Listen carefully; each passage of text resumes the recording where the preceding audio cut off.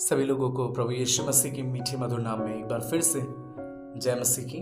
मैं पास्टर आशीष चंद एक बार फिर से Prabhu the word of God channel या फिर आपके थीम जो हमने बनाया है प्रभु के वचन को आप तक पहुंचाने के लिए उसमें स्वागत करता हूं और चाहता हूं कि आज एक बार फिर से हम प्रभु के वचन की कुछ गहराई को, कुछ बातों को समझें, जानें कि प्रभु परमेश्वर आज आपसे और मुझसे क्या बात करना चाहते हैं।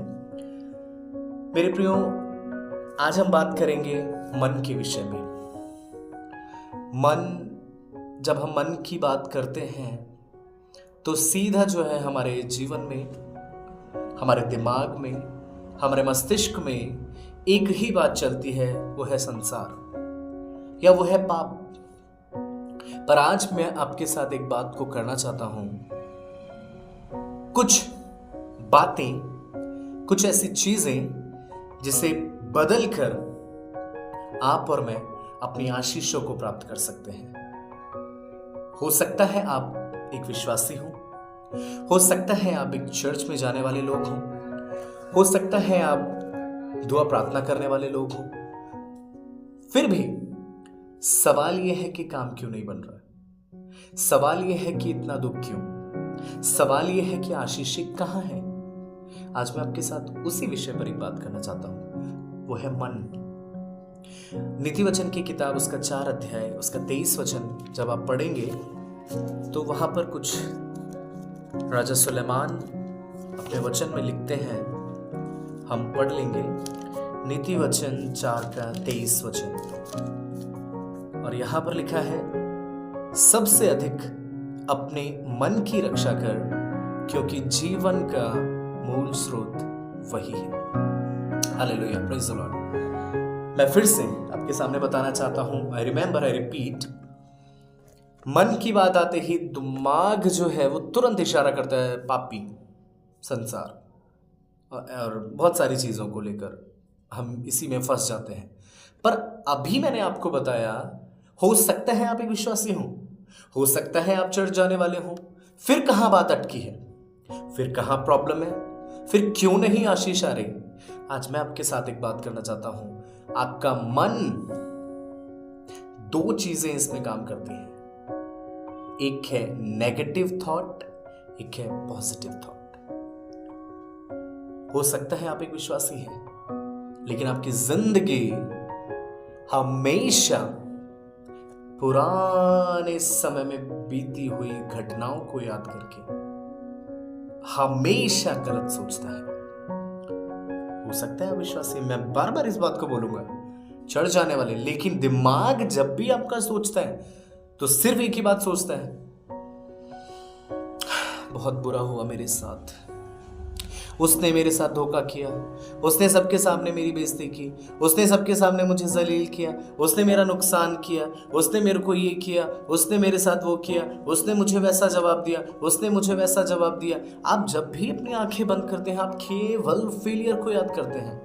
आप केवल अपने उस मोमेंट को याद करते हैं जब आप तिरस्कृत हुए हैं, जब आप परेशान हुए हैं। मैं आपको बताना चाहता हूं, आप अपनी आंखें बंद करते हैं, आपका मन आपको केवल यही सोच विचार दिलाता है कि देख तेरे साथ क्या क्या क्या क्या गलत हुआ है। मेरे प्रियो, आज मैं आपको बताना चाहता हूं, रिमेंबर, हो सकता है आप चर्च जाने वाले व्यक्ति हैं, दान दशवांश देने वाले व्यक्ति हैं, वचन पढ़ने वाले व्यक्ति हैं, उसके बावजूद आप जब भी याद करते हैं तो केवल बुराइयों को, नुकसान को, बेइज्जती को, हार को। फॉर एग्जाम्पल, मैं एक एग्जाम्पल आपके साथ बताना चाहता हूं। एक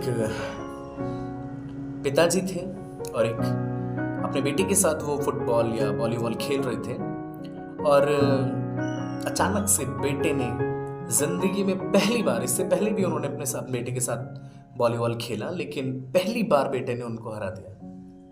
पहली बार बेटे ने पापा को हरा दिया। कुछ ही समय बाद दोबारा वो लोग खेल रहे थे। इस बार ऐसा हुआ कि बेटे ने कोई शॉट मारी और पापा ने बॉल पकड़ ली, रोक ली। अब थोड़े टाइम बाद जब दोनों, पापा और बेटा, पूरी फैमिली किसी पार्टी में गए, कहीं घूमने गए या फिर कहीं मिलने गए किसी से, और बड़ा जो बेटा था वो बड़ा उत्सुक होकर, बहुत खुश होकर सबके सामने कहने लगा, पापा वो उस दिन वाली बात बताओ। और पापा ने कहा, हाँ बेटा मैं बताता हूं। तुरंत पापा ने कहा, मेरे बेटे ने एक अच्छी शॉट मारी लेकिन मैंने उसे रोक दिया। मेरे प्रियो, बेटे ने तुरंत कहा, पापा वो नहीं, वो वाली बात जब आप हार गए थे। उसने कहा, बेटा मुझे मेरी हार याद नहीं रहती। हालेलुया। उनके पापा जो थे वो प्रभु के दास थे, वचन समझने वाले थे, पढ़ने वाले थे। उन्होंने कहा, बेटा मुझे मेरी हार याद नहीं रहती। यही है वो अटकी हुई बात।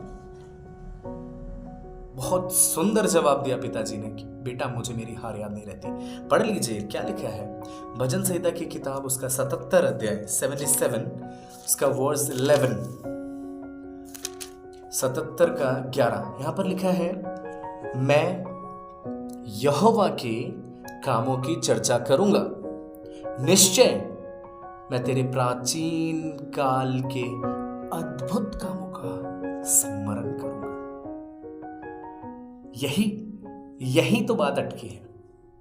आपकी आंखें जब बंद होती हैं या फिर आप जब कुछ सोचने बैठते हैं, क्या सोच रहे हैं? नुकसान, बुराई, हार, दुख का समय, किसी की बातें, नुकसान हो गया, पैसा मार गया कोई, सबके सामने बेइज्जत कर दिया गया आपको मैं एक बात बताना चाहता हूं राजा दाऊद के विषय में। जब आप पढ़ेंगे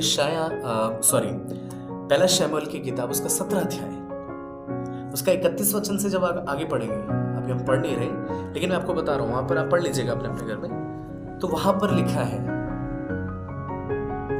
राजा के सामने जब दाऊद आया और दाऊद ने उससे राजा ने कहा कि निश्चय तुम गोलियत से नहीं लड़ सकते क्योंकि वो बचपन से योद्धा है और तुम तो बच्चे ही हो।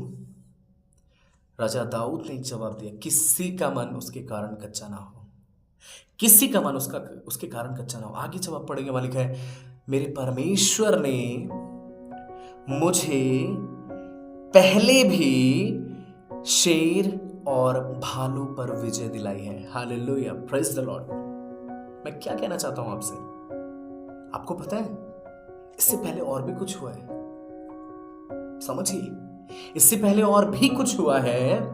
इससे पहले यह हुआ है कि जब शमूएल यिशै के पास आकर कहने लगा, अपने सारे पुत्रों को बुला, आपको पता है क्या हुआ? यिशै ने अपने सबसे छोटे बेटे जिसका नाम दाऊद था उसको अंदर बुलाना भी जरूरी नहीं समझा, नहीं बुलाया उसको। ये एक बेइज्जती थी उसकी, ये उसका अपमान था, ये उसका दिल दुखाने की बात थी। और कई बार ऐसा हुआ कि पिता ने बोला, जब अपने भाइयों के लिए खाना लेकर जा, और जैसे ही दाऊद अपने बड़े भाइयों के लिए खाना लेकर जाता था, भाई लोग उस पर चिल्लाते थे, तू यहां क्या कर रहा है, तेरा यहां क्या काम, भेड़ बकरी तूने किसके हवाले किया, कौन उनको देख रहा है, तू यहां क्यों आया? आप मेरी बात समझ रहे हैं? सोचने को, प्लीज रिमेंबर, सोचने को ये भी सोच सकता था कि मेरी बुराई हुई है, मुझे अपमानित किया गया है, मुझे नकारा गया है, मेरे भाइयों द्वारा मैं बहुत बार बेइज्जत हुआ हूं, पर उसने याद किया भलाई को। उसने याद किया कि परमेश्वर ने पहले भी मुझे शेर और भालू पर विजय दिलाई है। मेरे प्रियो, पॉइंट यही है, मैं आपको बताना चाहता हूं, यही रुकी है गाड़ी। आप जब आपकी आंखें बंद करते हैं, क्या चलना शुरू होता है? क्या चलना शुरू होता है? लिखा है 77 का 11, भजन संहिता 77 का 11, मैं निश्चय तेरे अद्भुत कामों को याद करूं, उस भलाई को याद करूंगा। और आपको पता है राजा दाऊद का गोलियत से जीत पाना केवल इस सोच का नतीजा था। ना ही तो दाऊद कोई वीर था, ना ही उसको प्रैक्टिस थी, ना ही वो कोई बहुत ताकतवर था, पर उसके इस विश्वास ने कि जिस परमेश्वर ने पहले उसे विजय दिलाई है, इस विश्वास ने कि जिस परमेश्वर ने उसको पहले कभी तनहा नहीं छोड़ा, इस विश्वास ने कि वही परमेश्वर आज भी मुझे लड़ने की सामर्थ्य देगा, आज भी वही मुझे जिताएगा, वो शिकायतों को लेकर नहीं बैठा। अपने मन को उसने ये नहीं सोचा, हो सकता है आज आप एक विश्वासी हैं, हो सकता है आप दान देने वाले, प्रार्थना करने वाले, चर्च जाने वाले, लेकिन आपके मन में हमेशा नकारात्मक सोच चलती है। नेगेटिव चीजों ने आपके जीवन में घर किया है। आंख बंद करते ही आपको केवल दूसरों की गलतियां याद आती हैं, बुराइयां याद आती हैं, नुकसान याद आते हैं जो लोगों ने आपके लिए किया है। पर आज मैं आपके साथ प्रभु के दास होने के नाते एक बात को खुल्लम खुल्ला शेयर करना चाहता हूं। अगर आशीषों को चाहते हैं कि परमेश्वर आपकी जिंदगी में कार्य करे, आपको बदलना पड़ेगा। राजा दाऊद गोलियत पर इसलिए नहीं जीता क्योंकि वो ताकतवर था, वो इसलिए नहीं जीता कि वो बहुत समझदार था,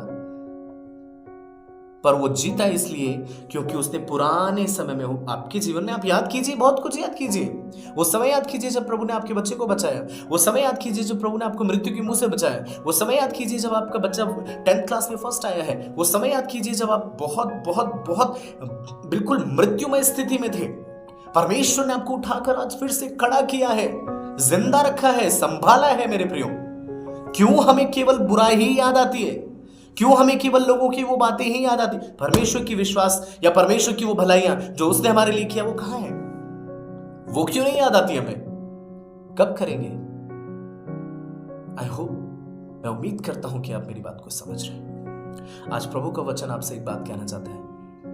ये कुछ इस तरह है, ये कुछ इस तरह है कि एक 500 रुपए का नोट आपको अगर मिल जाए, कितने दिन याद रखते हैं आप? मे बी सुबह मिले तो शाम तक, कल सुबह या कल शाम तक। वहीं अगर आपका 500 का नोट खो जाए, 4, 5, 6 दिन तक याद रहता है। नेगेटिव आपकी जिंदगी पर ज्यादा असर करता है। भलाई कम याद रहती है, बुराई ज्यादा याद रहती है। आप मेरी बात समझ रहे हैं मैं क्या कह रहा हूं? प्रभु आप सबों को बहुत आशीष दे। छोटे से शर्मन के साथ मैं आपके साथ केवल यही बात करना चाहता हूं, जो परमेश्वर ने आपकी जिंदगी में किया है। और मैं समझता हूं जितने भी वचन सुनने वाले, जितने भी लोग हैं, जितने भी इस पृथ्वी पर, जितने मैं खुद, जितने भी लोग हैं, ऐसा हो नहीं सकता कि परमेश्वर ने अनगिनत भलाइयां आपके जीवन में ना की हो। बुराइयों को याद करना छोड़ दें, दूसरों की कमियों को याद करना छोड़ दें, खूबी, तारीफ और भलाई याद कीजिए अपने परमेश्वर की, कि प्रभु ने पहले भी आपको संभाला है, वही परमेश्वर आज भी संभालेगा, आगे भी संभालेगा। सबको जय मसीह की। प्रभु आप सबों को बहुत आशीष दे।